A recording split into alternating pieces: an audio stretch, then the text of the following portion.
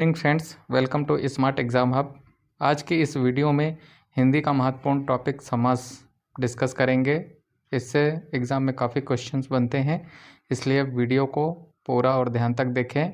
ये वीडियो देखने के बाद आपका समास का एक भी क्वेश्चन गलत नहीं होगा। चलिए स्टार्ट करते हैं। समास समास क्या होता है? दो या दो से अधिक शब्दों से मिलकर बने हुए नए सार्थक शब्द को समास कहते हैं। ठीक है। और समास के सामान्यतः मुख्य 6 भेद होते हैं।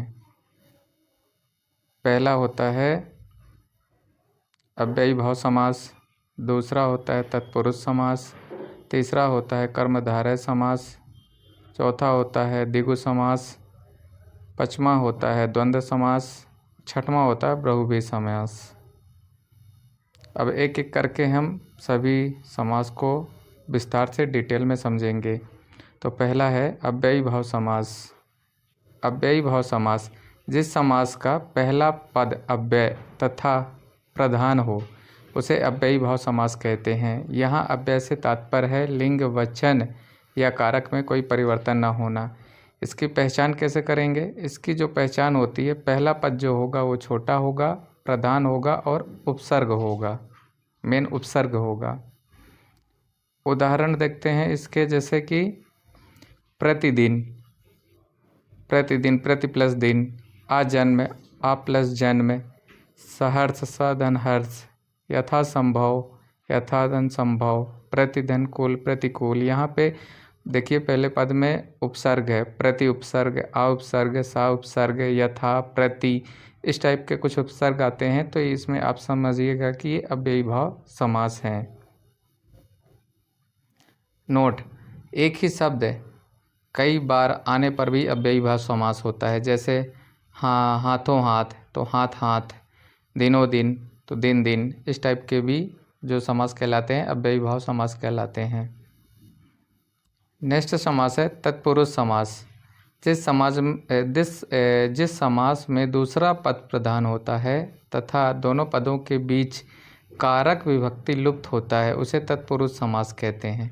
तो पहचान क्या होता है? दूसरा पद छोटा और प्रधान होता है दूसरा पद। और तत्पुरुष समास के भी 6 भेद होते हैं। इन भेदों में से ही क्वेश्चन आते हैं। तत्पुरुष समास के 6 भेद होते हैं। पहला होता है कर्म तत्पुरुष समास में, तो इसमें कर्म तत्पुरुष समास में को विभक्ति का लोप होता है। कारण तत्पुरुष समास में के द्वारा से लोप होता है। संप्रदान तत्पुरुष समास में के लिए होता है। अपादान तत्पुरुष समास में से अलग के लिए होता है। संबंध तत्पुरुष समास में का, की, के लिए होता है। अधिकरण तत्पुरुष समास में या पर के लिए होता है। अब इसके कुछ डिटेल में हम देखते हैं। कर्म तत्पुरुष समास, जहाँ पदों के बीच कर्म कारक मतलब को का लोप होता है उसे कर्म तत्पुरुष समास कहते हैं। अब उदाहरण से इसको हम समझते हैं। जैसे माखन चोर, तो माखन चोर में क्या होता है? माखन को चुराने वाला, को विभक्ति का लोप है। दूसरा उदाहरण है मनोहर, मन को हरने वाला। गगनचुंबी, गगन को चूमने वाला। संगीतक, संगीत को जानने वाला। जलधर, जल को धारण करने वाला। तो कर्म तत्पुरुष समास में को विभक्ति का लोप होता है। नेक्स्ट तत्पुरुष समास है कारण तत्पुरुष समास। कारण तत्पुरुष समास जब दो पदों के बीच कारण विभक्ति के द्वारा से का लोप होता है तब वहाँ कारण तत्पुरुष समास होता है। इसके कुछ उदाहरण से इसको समझते हैं। जैसे भूख मरी, तो क्या हो गया? भूख से मरी, से। धनहीन, धन से हीन। तुलसीकृत मतलब तुलसी द्वारा, से और द्वारा होता है कृत। तर्क संगत, तर्क से संगत। हैदराबाद, हैदर द्वारा आबाद। नेक्स्ट होता है संप्रदान तत्पुरुष समास। जब दो पदों के बीच संप्रदान विभक्ति के लिए का लोप होता है तब वहाँ संप्रदान तत्पुरुष समास होता है। तो इसके उदाहरण देखते हैं। विधानसभा, तो विधानसभा के लिए। डाकघर, तो डाकघर के लिए। पाठशाला, पाठ के लिए। रसोईघर, रसोई के लिए। हाथ घड़ी, हाथ के लिए घड़ी। नेक्स्ट समा है इसी में अपादान तत्पुरुष समास।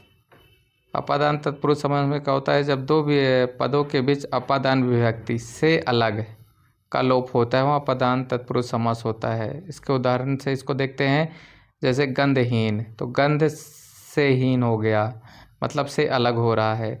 स्वादहीन, स्वाद से हीन। राजद्रोह, राजा से द्रोह। नेत्रहीन, नेत्र से हीन। पाप मुक्त, पाप से मुक्त। नेक्स्ट है इसी में संबंध तत्पुरुष समास। जब दो पदों के बीच विभक्ति का की के का लोप होता है तो वहाँ संबंध तत्पुरुष समास होता है। जैसे इसके कुछ उदाहरण समझते हैं। विद्यासागर, विद्या का सागर। राजकुमार, राजा का कुमार। दिनचर्या, दिन की चर्या। रामचरित्र, राम का चरित्र। देश रक्षा, देश की रक्षा। का लोप हो रहा है इस पे। नेक्स्ट है इसी में अधिकरण तत्पुरुष समास। जब दो पदों के बीच अधिकरण विभक्ति में पर का लोप होता है तो वहाँ अधिकरण तत्पुरुष समास होता है। इसको उदाहरण से समझते हैं।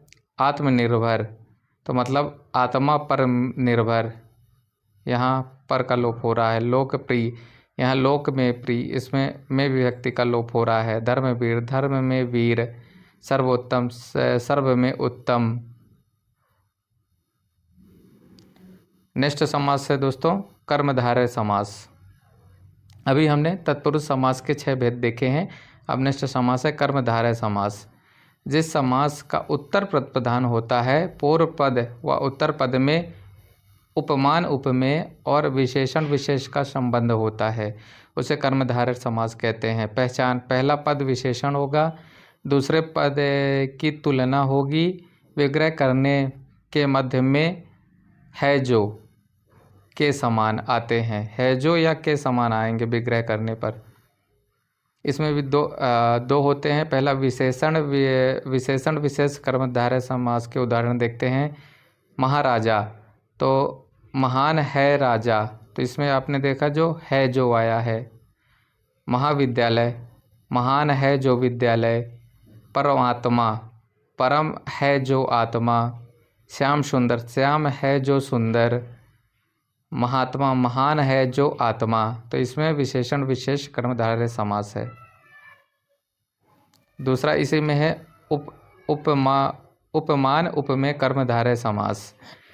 तो इसमें अब देखेंगे के समान आएगा। घनश्याम, घन के समान श्याम। लौह पुरुष, लौह के समान पुरुष। मृगनयनी, मृग के समान नयन वाली। चरण कमल, चरण रूपी कमल। राजीव नयन, राजीव के समान नयन। तो इसमें उपमान उपमेय कर्मधारय समास है।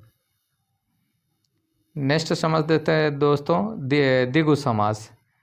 द्विगु समास का पहला पद जो होता है वो संख्यावाचक होता है। दोस्तों द्विगु समास की यही मेन पहचान है कि संख्यावाचक होता है। पहचान, संख्या वाले शब्दों का प्रयोग होगा इस पे। तो जैसे उदाहरण देखते हैं। चौराहा, 4 राहों का संगम। नवग्रह, 9 ग्रहों का समाहार। सप्ताह, 7 दिनों का समूह। त्रिभुवन, 3 भुवनों का समूह। त्रिशूल, 3 शूलों का समाहार। नेक्स्ट समास देखते हैं दोस्तों द्वंद्व समास।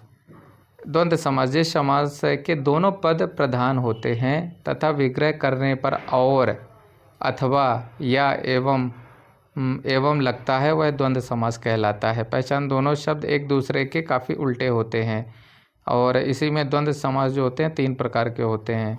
तो पहला समास जो होता है इतरेतर द्वंद्व समास। इसमें क्या होता है, जब दोनों पक्षों के बीच और शब्द का लोप होता है। तो इसको उदाहरण से समझते हैं। तो इसमें पहले जैसे उदाहरण है राम कृष्ण, राम और कृष्ण। राधा कृष्ण, राधा और कृष्ण। दाल रोटी, दाल और रोटी। चर अचर, चर और अचर। अमीर गरीब, अमीर और गरीब। जैसे दिन और रात, दिन रात, तो दिन और रात। माता पिता, तो माता और पिता। दूसरा इसी में होता है समाहार द्वंद्व समास। जब दोनों पद प्रधान हों और बहुवचन में प्रयुक्त हों, विग्रह करने पर अंत में आदि आदि शब्द का प्रयोग किया जाता है। तो जैसे फल फूल, तो इसका विग्रह करने पर होगा फल फूल आदि। हाथ पैर आदि। धन दौलत आदि। तो ये समाहार द्वंद्व समास में आता है। तीसरा इसी में है वैकल्पिक द्वंद्व समास। जब समास के दोनों पद के बीच में या अथवा शब्द का लोप होता है तो यहाँ वैकल्पिक द्वंद्व समास होता है। जैसे उदाहरण से समझते हैं, लेन देन, लेन या देन, जोड़ तोड़, जोड़ या तोड़, सुख दुख, सुख या दुख, ठंडा गरम, ठंडा या गरम। तो यहाँ वैकल्पिक द्वंद्व समास होगा। नेक्स्ट समास दोस्तों बहुब्रीहि समास। ये काफ़ी इंपॉर्टेंट समास है। इस समास में कोई पद जो होता है प्रधान नहीं होता है, दोनों पद मिलकर किसी तीसरे अर्थ की ओर संकेत करते हैं। पहचान विग्रह करने पर तीसरा अर्थ निकलता है। इसको उदाहरण के तौर पे समझते हैं। जैसे चतुर्भुज, तो चार हैं भुजाएं जिनकी, अर्थात विष्णु जी। तो इसमें इस शब्द का अर्थ मतलब तीसरे को इंगित कर रहा है। जैसे लंबोदर है, तो लंबा है उदर जिनका, अर्थात गणेश जी। दशानंद, 10 हैं आनंद जिसके, अर्थात रावण। गिरिधर, गिरि को धारण करने वाले, अर्थात कृष्ण जी। तो ये समास बहुब्रीहि समास कहलाते हैं, जिसमें दोनों कोई प्रतिप्रधान नहीं होता और जिसका अर्थ किसी तीसरे को इंगित करता है। इसी में नोट देखते हैं, काफ़ी इंपॉर्टेंट नोट्स है। यदि प्रश्न में ऐसा हो जिसमें विकल्प में कर्मधारय, दिगु, बहुब्रीहि तीनों दिया गया हो ऑप्शन में, तो आप हमेशा बहुब्रीहि समास पर ही टिक करेंगे आप। जैसे नीलकंठ, नीलकंठ में कर्मधारय समास है। यदि ऑप्शन में बहुब्रीहि है तो आपको बहुब्रीहि ही ऑप्शन टिक करना पड़ेगा, नहीं आपका क्वेश्चन गलत हो जाएगा। बहुत विशेष टिप्पणी है दोस्तों। इस तरह से हमने आज के इस टॉपिक में हिंदी के महत्वपूर्ण टॉपिक समास को कवर किया है, जिसको पढ़ने के बाद आपका एग्ज़ाम में समास से कोई भी क्वेश्चन गलत नहीं होगा और काफ़ी आसानी से आप क्वेश्चन को सॉल्व कर पाएंगे। दोस्तों यदि आपको हमारा वीडियो अच्छा लगा हो तो आप हमारे study channel Smart Exam Hub by Ramesh Patel को लाइक, सब्सक्राइब एंड शेयर करें। चलिए दोस्तों, इसी के साथ कल हम आपसे एक न्यू अपडेट्स के साथ न्यू वीडियो में मिलते हैं। तब तक आप खुश रहिए, पढ़ते रहिए। जय हिंद, जय भारत।